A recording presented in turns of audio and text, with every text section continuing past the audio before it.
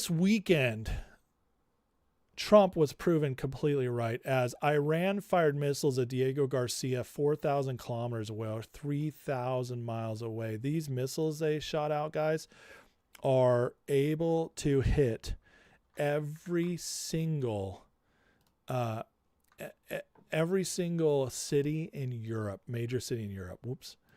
And when they showed this off, it basically proved, guys, that they are able, if they had nukes, they would be in full control of their destiny. Because if they had nukes able to reach all these cities, nobody would ever mess with them or touch them again. You would have no bargaining power over Iran. Look at how things are with North Korea. North Korea has nukes, thanks to a bunch of weak-willed presidents for decades. But North Korea's got those nukes. And yeah, we can withhold goods from them. We can withhold trade from them. We can hurt their economy a little bit, but we can't mess with them. Because when you have a nuke, you can create so much damage that everybody just kind of plays hands off.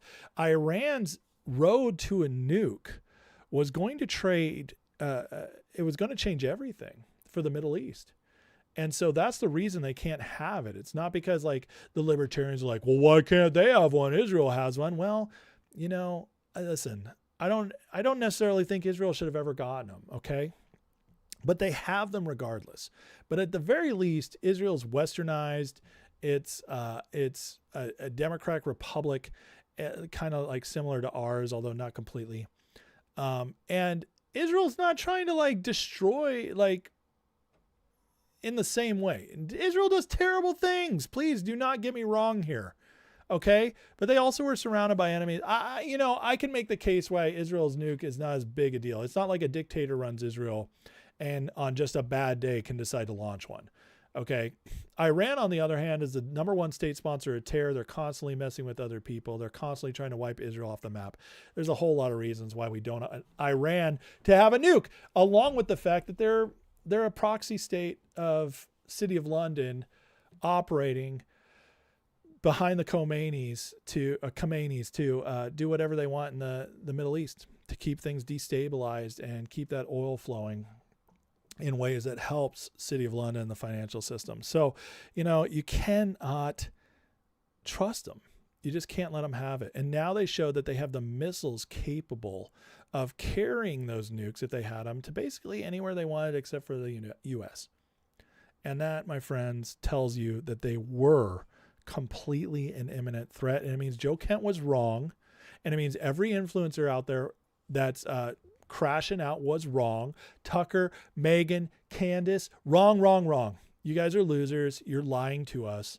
And Iran, of all people, just proved it. Now, what's weird about this is that I have researched Khazarian Mafia. Thank you. I know all about it.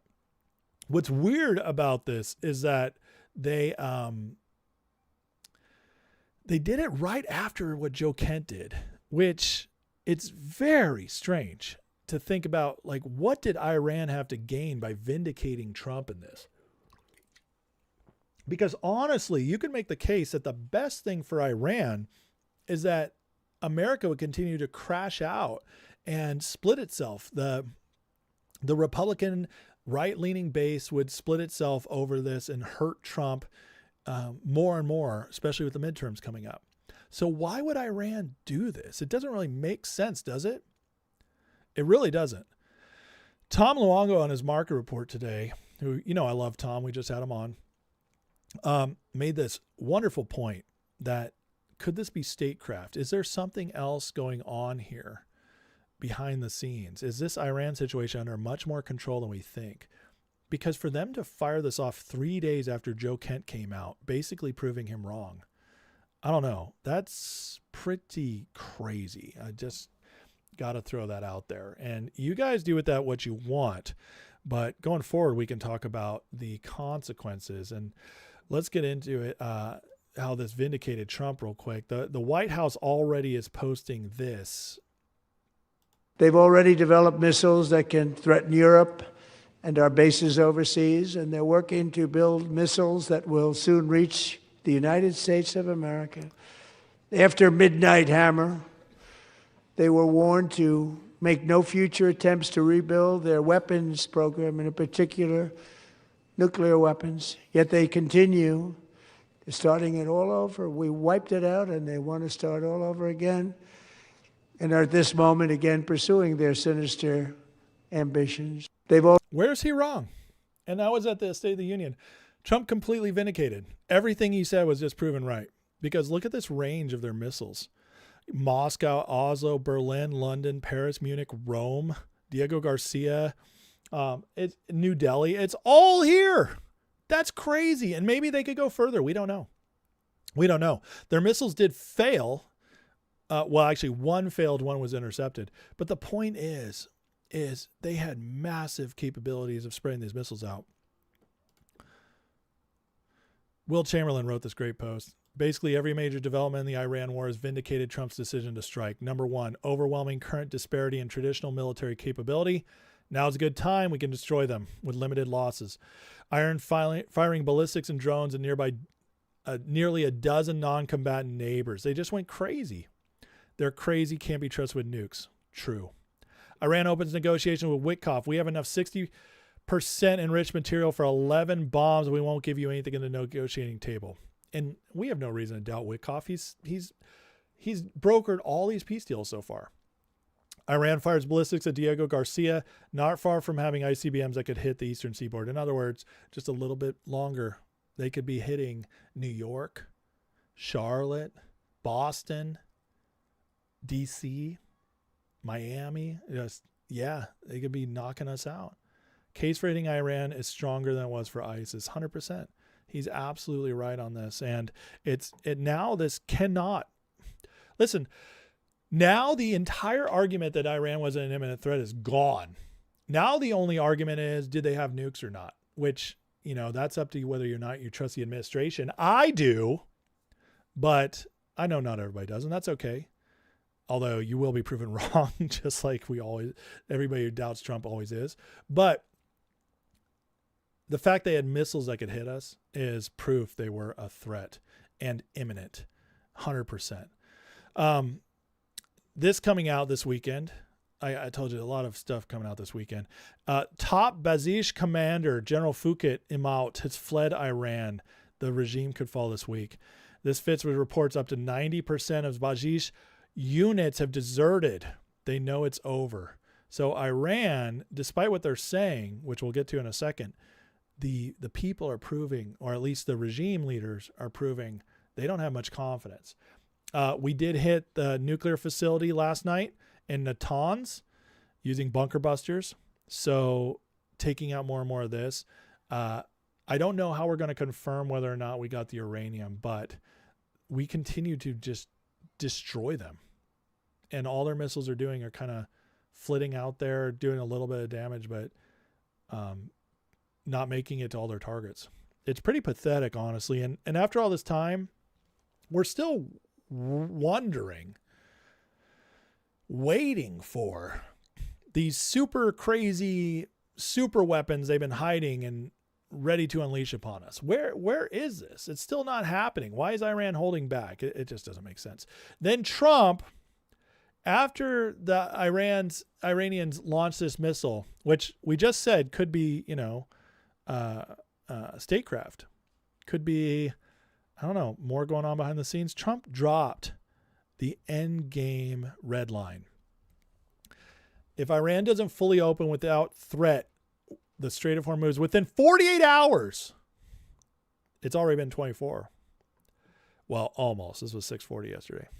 The USA will hit and obliterate their various power plants, starting with the biggest one first. Thank you for your attention to this matter. Remember a week ago when I covered Trump saying that we could in 1 hour set them back 25 years? Guys, we're getting close to that moment. Trump's done. He's not playing with this group, these crazies still in power that will not bow down. They won't capitulate. It's done, and now we have a red line. And Taco Trump always chickens out, is now over. Iran has proven that. He's crossed the red line. He's proven that he's willing to do. He went into Venezuela as well. This is over. You can no longer say the Taco Trump thing. He is a man of his word in all the most intense ways. And this, my friends, is huge. He dropped this yesterday on a Saturday. Again, Trump loves to do this stuff on the weekends because he wants to give the market time to adjust to see what's going on. I was teasing because this is my wife's birthday. So on 48 hours on the 23rd. So we'll see if Trump obliterates Iran on our birthday. Happy birthday, honey. Trump just took out Iran.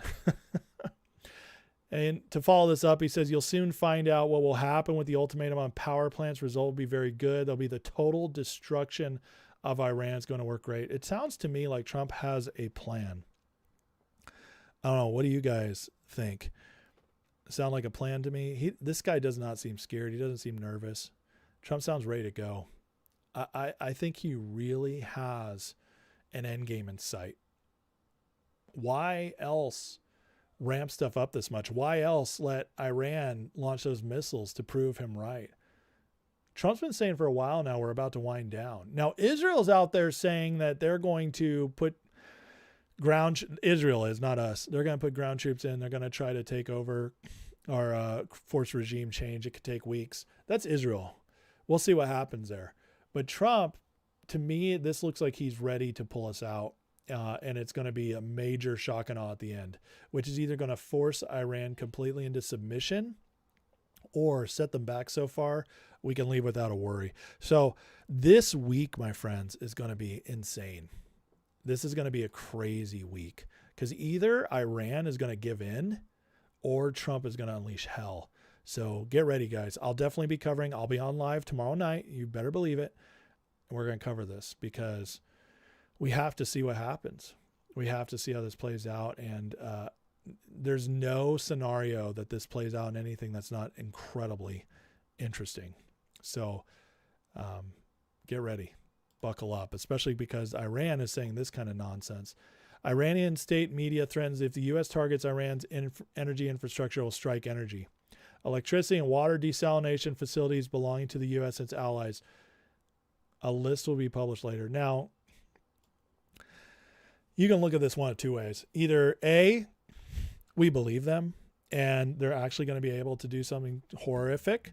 For us, they can't do much to us, so we don't have to worry.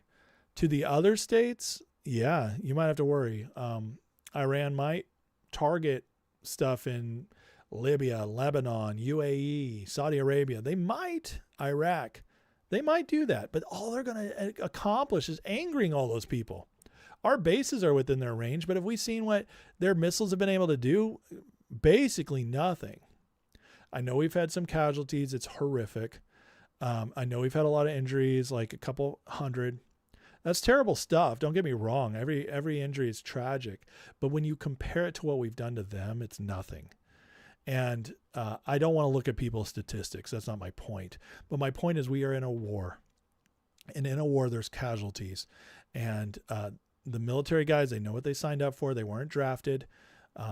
And, you know, if we end up ending Iran once and for all as this crazy Islamo-fascist state that's insane and destabilizing the Middle East and affecting oil prices forever, if we end that and it becomes Persia again, it's so worth it.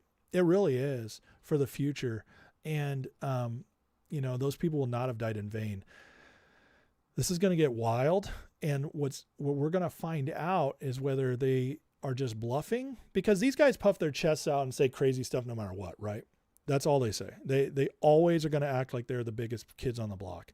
And it worked for decades. Since 1979, we have said Iran is the next big bad. It goes China number 1, Russia 2, Iran 3. That's how it's been for 50 years.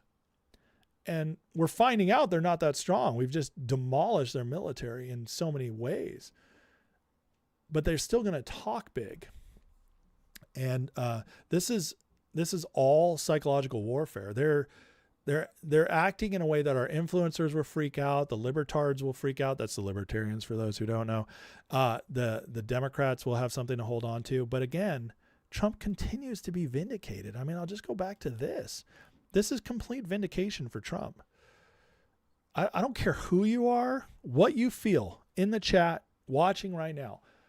Wherever you stand on the Iran war, there is literally no debate now that Trump's been vindicated on going into Iran. you can vindicate, like you can debate whether or not we should stay.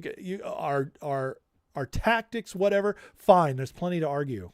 You can say, I don't care if he's vindicated. I still don't want to go in. Fine. You're being honest, but I disagree with you. But there's no disagreeing that he was vindicated. That's absolutely true. So I believe he'll be proven right again.